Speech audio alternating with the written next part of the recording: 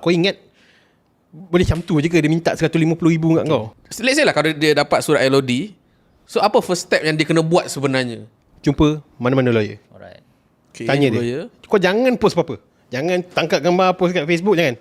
Jangan tangkap gambar. Keep it secret. Keep it secret. Benda tu dah sampai kat kau. Keep it secret, pergi jumpa lawyer, minta nasihat dia. Minta nasihatkan dia, bagi video apa yang kena, bagi kat dia, tengok.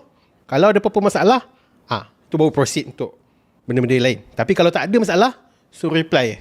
Tak ada masalah. Benda ni kau, in fact, sebenarnya lah, benda tu untuk gempak je. LOD tu untuk gempak. Kau ingat, boleh macam tu je ke dia minta 150,000 kat kau? Makan masa. In fact, kalau saman sekalipun, ni letter of demand je tau. Belum level saman lagi. Kalau saman pun, berapa tahun kau nak tunggu untuk benda yang tak apa-apa, filem sampah macam ni kan. So relax kau chill je. Benda tu tak ada jadi masalah.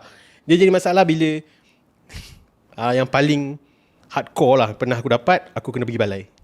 Okay, pergi balai. Pergi balai tu sebab ada orang laporkan dekat SKMM yang aku mencarut dalam video.